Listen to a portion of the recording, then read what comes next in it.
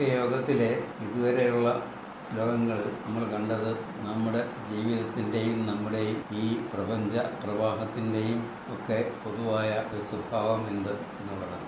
എന്താണ് ആ സ്വഭാവം? ഒരു സദ്വസ്തുവുണ്ട്, ആ സദ്വസ്തുവിന് നിരന്തരം ഭാവം പകർന്നുകൊണ്ടിരിക്കുകയും ചെയ്യും. സദ്വസ്തു ഉണ്ടായിരിക്കുമ്പോൾ അതിനെപ്പോഴും ഭാവങ്ങൾ മാറി മാറി വന്നുകൊണ്ടിരിക്കും. ഭാവങ്ങൾ മാറി മാറി വന്നുകൊണ്ടിരിക്കണം എന്നുണ്ടെങ്കിൽ ഈ പ്രപഞ്ച പ്രവാഹം മുഴുവൻ, പ്രപഞ്ചവും നമ്മുടെ ജീവിതവും ഒരു തരത്തിൽ പറഞ്ഞാൽ ഭാവങ്ങളുടെ മാറി മാറിയുള്ള ഒരു വരവിൻ്റെ നിരന്തരതയാണ്. അങ്ങനെയുള്ള ഭാവങ്ങൾ ഉണ്ടാകണം എന്നുണ്ടെങ്കിൽ ഒരു സദ്വസ്തു അതിനാധാരമായി ഉണ്ടായിരിക്കണം.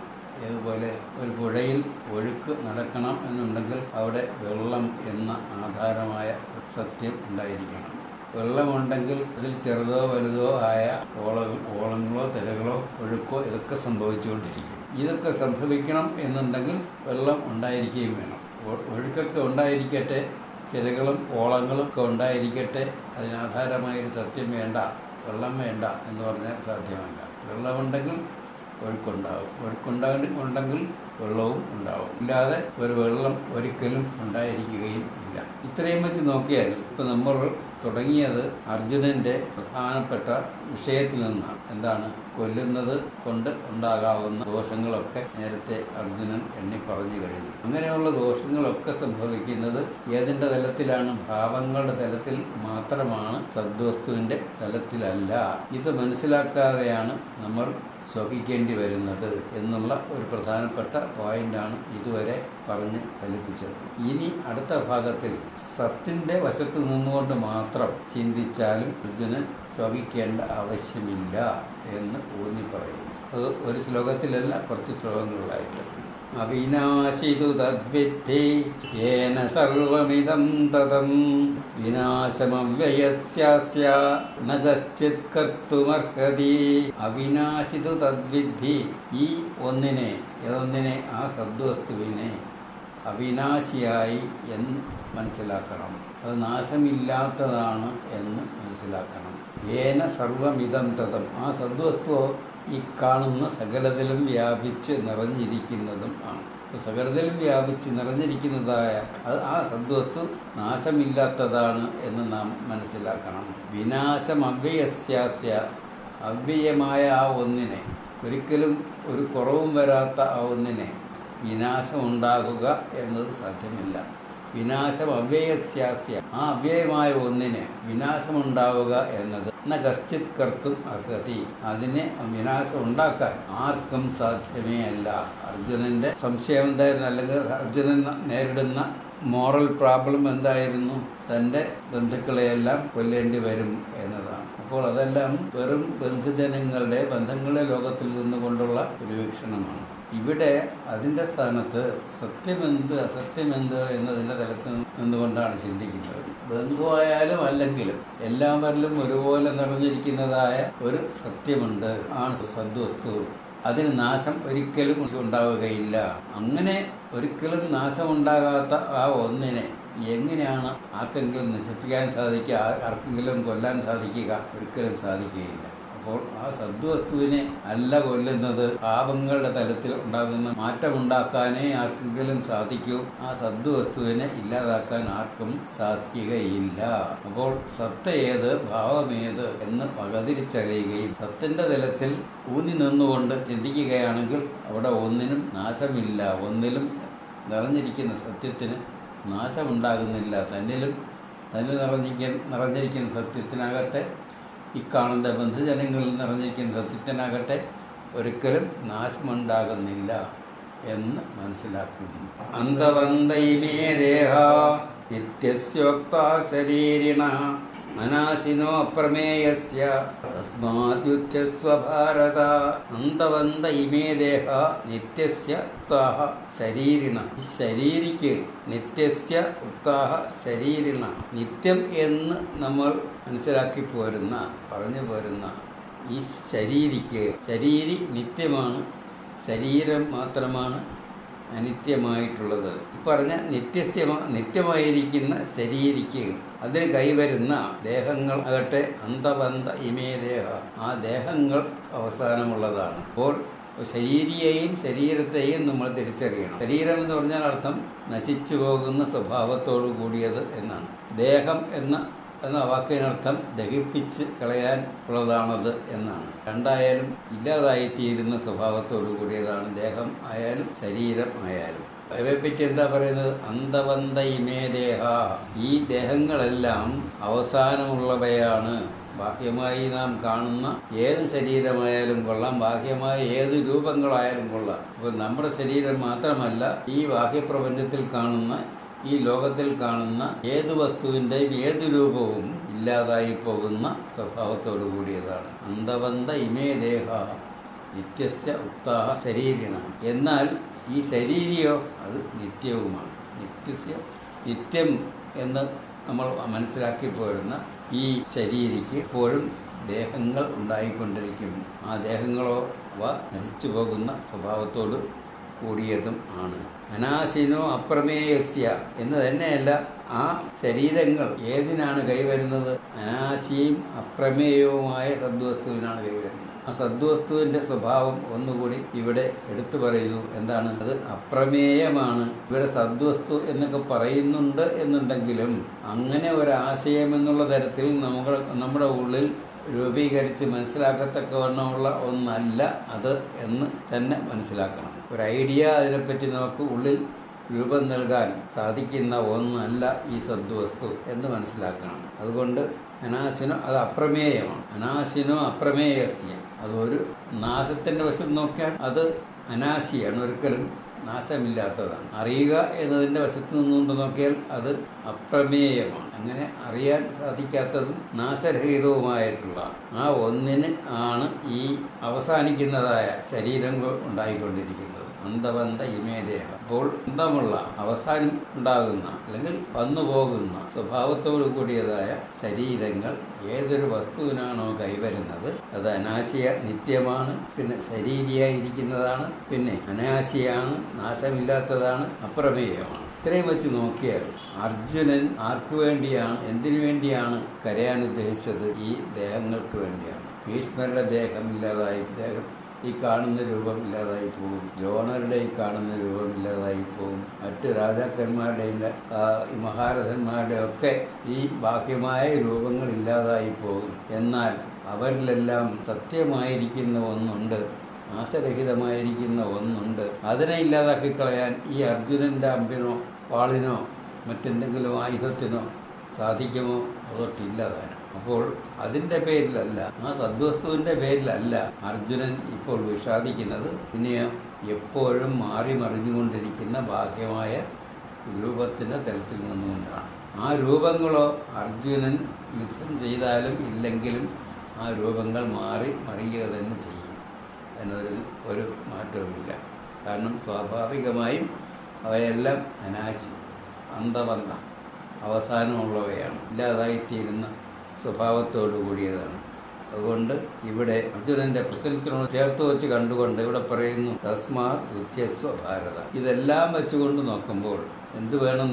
നീ യുദ്ധം ചെയ്യുക തന്നെ വേണം. നീ യുദ്ധം ചെയ്ത് കൊല്ലുന്നത് ബാഹ്യമായ രൂപങ്ങളെ മാത്രമാണ്, ആന്തരികമായ അനാശിയായ സദ്വസ്തുവിനെ അല്ല എന്നറിഞ്ഞ് ആ സത്യത്തിൽ ഉറച്ചു നിന്നുകൊണ്ട് നീ യുദ്ധം ചെയ്യുക. തസ്മാത് വ്യത്യസ്ത ഭാരത. അങ്ങനെ സദ്വസ്തുവായ ഒന്നിനെ നാം തിരിച്ചറിഞ്ഞ് നശിച്ചു പോകുന്ന സ്വഭാവത്തോടു കൂടിയ ദേഹങ്ങളെ തിരിച്ചറിഞ്ഞ് ആ ദേഹങ്ങളുടെ പേരിൽ കരയാതെ വിഷാദിക്കാതെ ഒരിക്കലും നാശമില്ലാത്ത ആ സത്യത്തിൽ നീ ഉറച്ചു നിന്നുകൊണ്ട് നിനക്ക് യുദ്ധം ചെയ്യണം. നീ ഈ സന്ദർഭത്തിൽ അതാണ് വേണ്ടത്. തസ്മാത് ബുദ്ധ്യസ്വ ഭാരത. യേനം വേത്തി ഹന്താരം യശ്ചൈനം മന്യദേഹതം ഉപൗതൗ ന വിജാനീതോ നായം ഹന്തി ന ഹന്യതേ.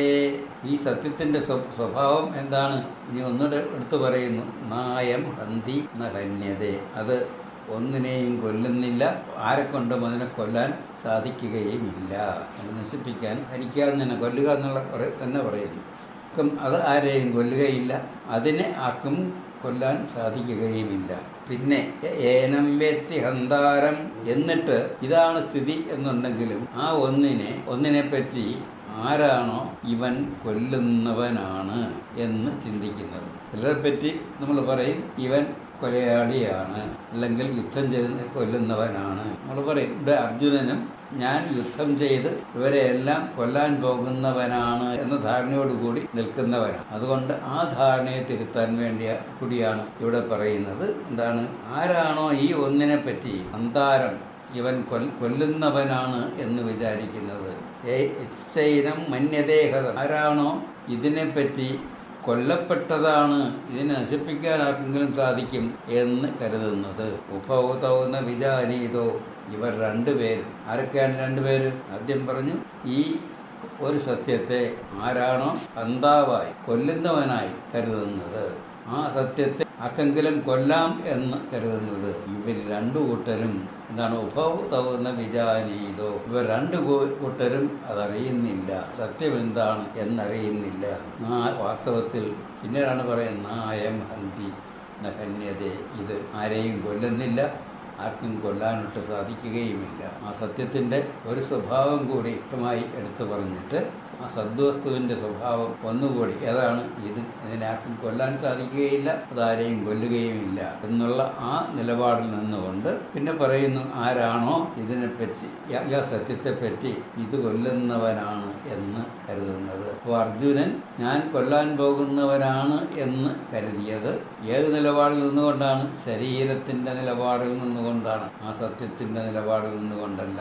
ആ സത്യമോ അതാരെയും കൊല്ലുന്നില്ല. എശ്ചൈനം മന്യദേഹതം. അപ്പോൾ അർജുനൻ്റെ നിലപാടിൽ അർജുനൻ നേരിട്ടുകൊണ്ടിരുന്ന പ്രശ്നത്തിൻ്റെ സ്വഭാവം വെച്ചുകൊണ്ട് ആണ് ഈ ശ്ലോകം പറഞ്ഞിരിക്കുന്നത്. ആരാണോ അർജുനൻ താൻ കൊല്ലാൻ പോകുന്നവനാണ് എന്ന് തന്നെപ്പറ്റി വിചാരിച്ചു, ആ അർജുനൻ തന്നെ മറ്റവരെ പറ്റി അവരെ എല്ലാം കൊല്ലപ്പെടാൻ പോകുന്നവരാണ് എന്ന് വിചാരിച്ചു. ഇത് രണ്ട് വിചാരവും ഏതിൻ്റെ വശത്ത് നിന്നുകൊണ്ടുള്ള കാഴ്ചപ്പാട് മാത്രമാണ്?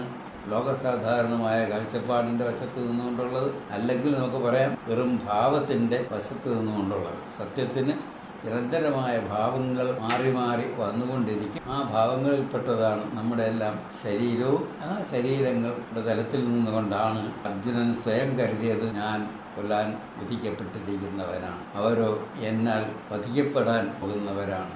ഈ രണ്ട് ധാരണകളും സത്യമറിഞ്ഞാൽ ഈ സത്യം ആരെയും ഹനിക്കുന്നില്ല, ആരെയും കൊല്ലുന്നില്ല, ആരാൽ കൊല്ലപ്പെടുന്നും ഇല്ല എന്നുള്ള സത്യം അറിഞ്ഞിരുന്നു എങ്കിൽ സത്യത്തിൻ്റെ സ്വഭാവം എന്താണെന്ന് ഒന്നുകൂടി, ഏതാണ്? ഏത് സത്യത്തിൻ്റെയാണ്? സത്ത് എന്ന് നാം നേരത്തെ വിളിച്ച ആ ഒന്നിൻ്റെ സ്വഭാവമാണ് ഇപ്പോൾ വിവരിച്ചുകൊണ്ടുവരുന്നത്. അതിനെപ്പറ്റി ഒന്നുകൂടെ വിശദമായി പറയുന്നു. ന ജായതേ മ്രിയതേ വാ കദാചിത് നായം ഭൂത്വാ ഭവിതാ വാ ന ഭൂയഃ അജോദിത്യശാശ്വതോയം പുരാണോ ന ഹന്യതേ ഹന്യമാനേ ശരീരേ.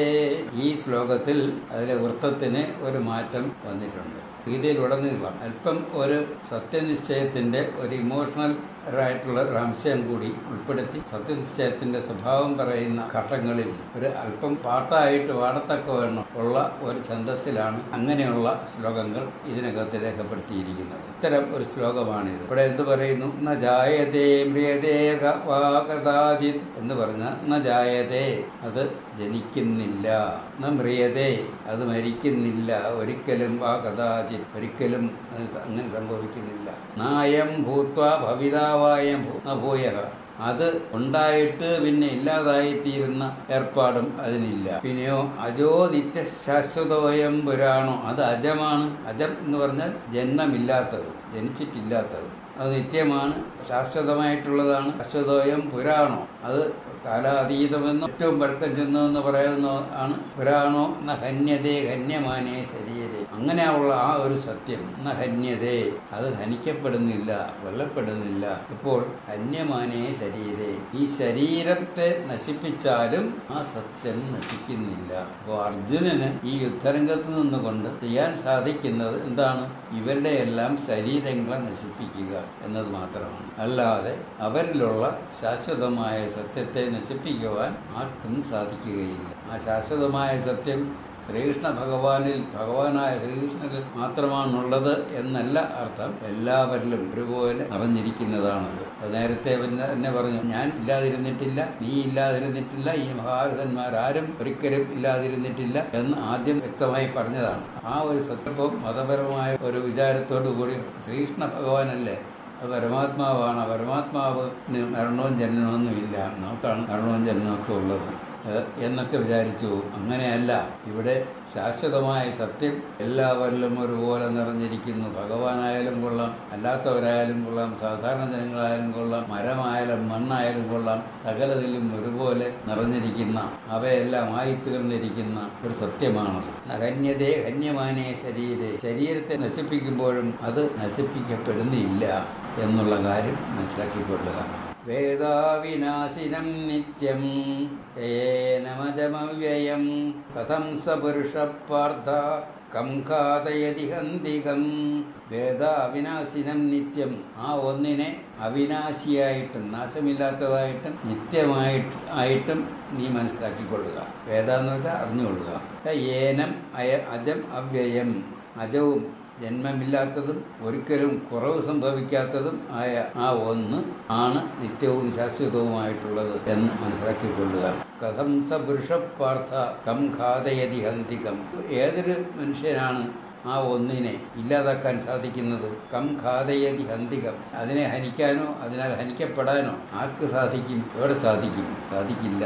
നേരത്തെ പറഞ്ഞ പോയിന്റ് തന്നെയാണ് വേറെ തരത്തിൽ ഇവിടെ ആവർത്തിച്ചിരിക്കുന്നത്. ഒരു പോയിന്റ് ഇതിനകത്ത് എടുത്തു പറഞ്ഞത് എന്താണ്?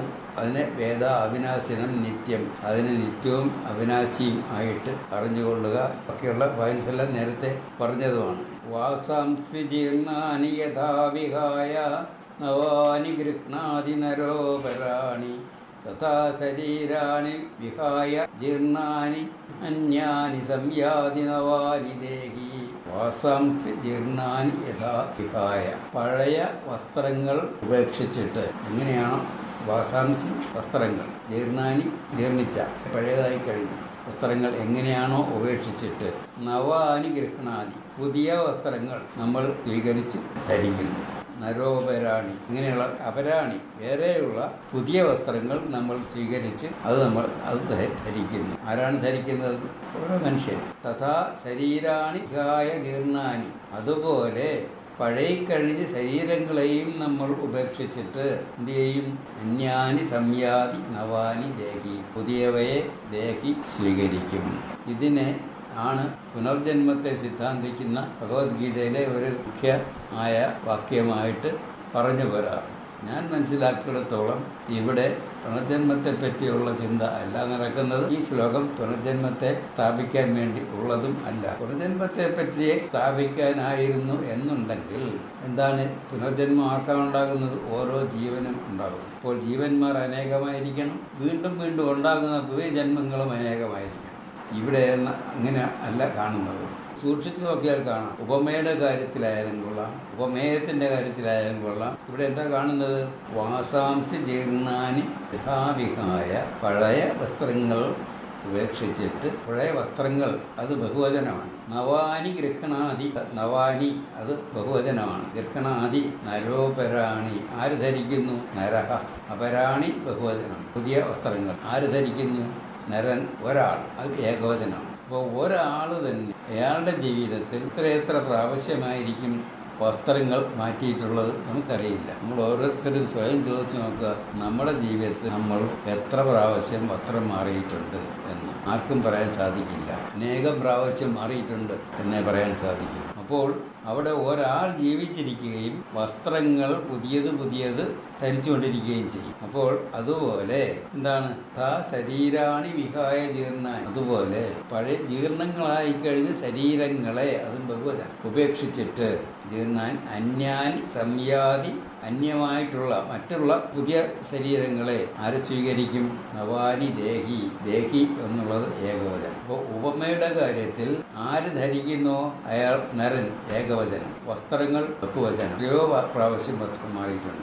ഒരേ ഒരാൾ നിരന്തരം ജീവിച്ചിരിക്കുകയും അയാളുടെ ജീവിതത്തിൽ അനേകം പ്രാവശ്യം വസ്ത്രങ്ങൾ മാറാൻ ഇടയാവുകയും ചെയ്യുന്നത് പോലെയാണ് ഒരൊറ്റ ദേഹി എക്കാലവും ഉണ്ടായിരിക്കുകയും ആ ദേഹിക്ക് അനേകം പ്രാവശ്യങ്ങൾ പുതിയ ഭാവങ്ങൾ, പുതിയ ദേഹങ്ങൾ, പുതിയ രൂപങ്ങൾ അതിന് വന്നുകൊണ്ടിരിക്കുകയും ചെയ്യുന്നത്.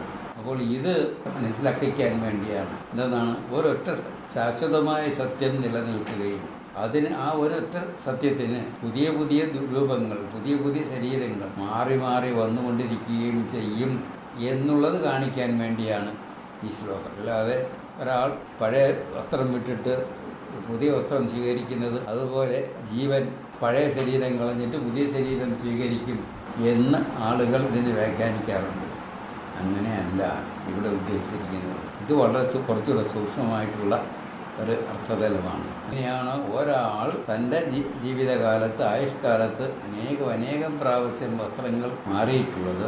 അതുപോലെയാണ് ശാശ്വതമായ, നേരത്തെ പറഞ്ഞതുമാതിരിയുള്ള അനാശിയായിട്ടുള്ള അപ്രമേയമായിട്ടുള്ള ഒരു ദേഹി, ഒരു സത്യം നിലനിൽക്കുകയും അതിന് എണ്ണിയാലൊടുങ്ങാത്ത ദേഹങ്ങൾ, എണ്ണിയാലൊടുങ്ങാത്ത ഭാവങ്ങൾ ഒന്നിനു പിറകെ ഒന്നായിട്ട് മാറി മാറി വന്നുകൊണ്ടിരിക്കുകയും ചെയ്യും. അങ്ങനെ നോക്കുമ്പോൾ നമ്മളിവിടെ കാണുന്നത് ഒരാളിൻ്റെ പുനർജന്മമല്ല, മറിച്ച് ഈ വിശ്വത്തിൻ്റെ മുഴുവൻ ഒഴുക്കിൻ്റെ സ്വഭാവം കാണിക്കുന്ന ഒരു ചിത്രമാണ്. എന്താണ്? ഒരു ശാശ്വതമായ സത്യം, ഒരു ഇഴിവുമില്ലാതെ, ഒരു കുറവുമില്ലാതെ എന്നും നിലനിൽക്കുകയും ആ സത്യത്തിന് പുതിയ ദേഹങ്ങൾ, പുതിയ രൂപങ്ങൾ മാറി മാറി വന്നുകൊണ്ടിരിക്കുകയും ചെയ്യുന്ന സ്വഭാവത്തോടു കൂടിയതാണ് നമ്മുടെ ഉണ്മയും, ഈ ജഗത്തിൻ്റെ ഉണ്മയും, ഈ സകലതിൻ്റെയും ഉണ്മ എന്ന് കാണിക്കാൻ വേണ്ടി ഭഗവാൻ ഇവിടെ എടുത്തു പറയുന്ന വളരെ മനോഹരമായിട്ടുള്ള ഒരു ശ്ലോകമാണിത്. ആ ശ്ലോകം വാസ്തവത്തിൽ തെറ്റായിട്ട് മിക്ക വ്യാഖ്യാതാക്കളും വ്യാഖ്യാനിക്കാറുണ്ട്. വാസ്തവത്തിൽ ഗീതാകാരനോട് ചെയ്യുന്ന ഒരു കടുങ്കയ്യൻ ആണ് എന്നല്ലാതെ പറയാൻ നിവൃത്തിയില്ല. ഈ സന്ദർഭം പുനർജന്മത്തെപ്പറ്റി പറയുന്നതേ അല്ല, മറിച്ച് നമ്മുടെ ജീവിതത്തിൻ്റെ ഒഴുക്കിൻ്റെ സ്വഭാവം പറഞ്ഞ് വ്യക്തമാക്കി തരികയാണ്. നൈനം ചിന്തന്തി ശസ്ത്രാണി നൈനം ദഹതി വാവഃ നചൈനം ക്ലേദയന്ത്യാപോ അശോഷയതി മാരുതഃ. നീ ആ സദ്വസ്തുവിൻ്റെ ഇങ്ങനെയുള്ള നേരത്തെ ഉള്ള ശ്ലോകത്തിൽ ചിത്രീകരിച്ച ഏകമായ ദേഹിയുടെ, എന്താണ് ദേഹി? സാധാരണ ആളുകൾ ദേഹി എന്ന് വിളിച്ചു പോരാറുള്ളത് ശരീരത്തിൻ്റെ ഉള്ളിലിരിക്കുന്നതെന്ന് ഭാവനയിൽ നമ്മൾ കാണുന്ന ഒരു ചൈതന്യത്തെ. എന്നാൽ വാസ്തവത്തിൽ ദേഹി എന്നുള്ള വാക്കിനർത്ഥം എന്താണ്? ദേഹത്തോടു കൂടിയതേതോ അത് ദേഹി. ദേഹം എന്ന് പറഞ്ഞാൽ ദഹിച്ചു പോകുന്ന സ്വഭാവത്തോടു കൂടി, ഇല്ലാതായിത്തീരുന്ന സ്വഭാവത്തോടു കൂടിയത്. അങ്ങനെ ഇല്ലാതായിത്തീരുന്ന സ്വഭാവത്തോടു കൂടിയതായ ഈ കാണുന്ന സകല രൂപങ്ങളും ദേഹങ്ങളാണ്. അങ്ങനെയുള്ള ദേഹങ്ങളിലെല്ലാം ഏതൊരു സത്യത്തിനാണോ കൈവന്നത് അതാണ് ദേഹി. അല്ലാതെ ഒരാള്, ഒരു വ്യക്തിയെ സംബന്ധിച്ചല്ല ഇവിടെ പറയുന്നത്. നമ്മുടെ ജീവിത പ്രവാഹത്തെ മുഴുവൻ എടുത്തുകൊണ്ടാണ് അവിടെ പറയുന്നത്. അവിടെ മാറി മാറി വരുന്ന എല്ലാ ഭാവങ്ങളും, എല്ലാ രൂപങ്ങളും ഏതാണ്? ദേഹം തന്നെയാണ്. ആ ദേഹമെല്ലാം ഏതൊരു സത്യത്തിന് കൈവന്നോ അത് ദേഹി. അങ്ങനെയുള്ള ദേഹിയുടെ സ്വഭാവം എന്താണ് പറയുന്നത് ഇവിടെ? നൈനം ചിന്തന്തി ശസ്ത്രാണി.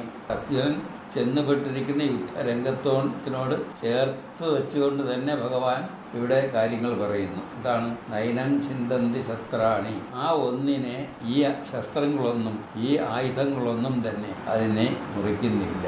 നൈനം ദഹതി പാവക. ആ ഒന്നിനെ ദഹിപ്പിക്കാൻ അഗ്നിക്ക് കഴിയുകയില്ല.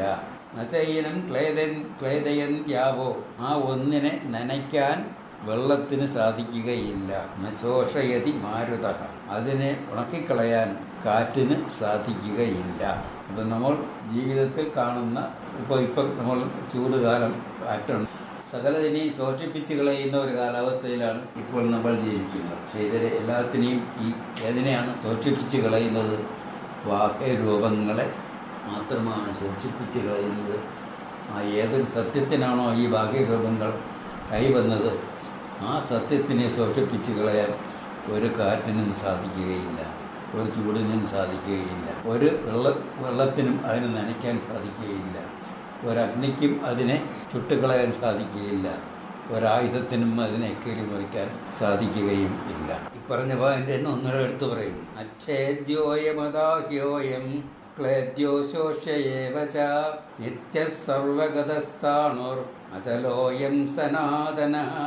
ആദ്യത്തെ രണ്ട് വരിയിൽ കഴിഞ്ഞ ശ്ലോകത്തിൽ പറഞ്ഞ കാര്യങ്ങൾ തന്നെ ഒന്നുകൂടെ ആവർത്തിച്ചിരിക്കുന്നു. എന്താണ്? അച്ഛേദ്യോയം. ഇതിനെ ഛേദിച്ച് കളയാൻ സാധിക്കുന്നതല്ല, മുറിച്ച് കളയാൻ സാധിക്കുന്നതല്ല. അദാഹ്യോയം. അതിനെ ചുട്ടുകളയാൻ സാധിക്കുന്നതല്ല. ക്ലേദ്യോ ശോഷ്യ ഏവച. അതിനെ നനച്ച് കളയാൻ, ഉണക്കിക്കളയാൻ സാധിക്കുകയില്ല. പിന്നെയോ നിത്യ സർവഗതഃ സ്ഥാണു.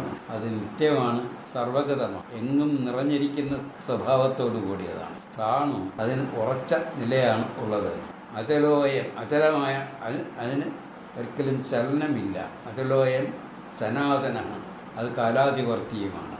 അവ്യക്തോയമചിന്യോയം അവികാര്യോയമുച്യതേ തസ്മാദേവം വിദിത്വൈനം നാനുശോചിതുമർഹസി. അവ്യക്തോയം അചിന്യോയം, ഇതിന് ഒരു വ്യക്തമായ രൂപമില്ല, ഒരു രൂപവുമില്ല, ഒരു ഭാവവുമില്ലാത്തതിനെ സംബന്ധിച്ച് എന്ത് പറയാം? അത് അവ്യക്തമാണ് എന്ന് പറയാം. അവ്യക്തം എന്ന് വെച്ചാൽ എന്താണ്? വ്യക്തമായി രൂപം പകർന്നിട്ടുള്ള ഒരു ഭാവവും അതിനില്ല. അപ്പോൾ നമുക്ക് അതിന് കേവലം ആബ്സ്ട്രാക്റ്റ് എന്ന് നമ്മൾ ഇംഗ്ലീഷിൽ പറയുന്നതിന് പകരം ഉള്ളൊരു വാക്കാണെന്ന് പറയാം, അവ്യക്തമാണോ അത്. അവ്യക്തോയം അചിന്യോയം, നമുക്ക് ചിന്തിച്ച് മനസ്സിലാക്കാൻ സാധിക്കുന്ന ഒന്നല്ല അത്.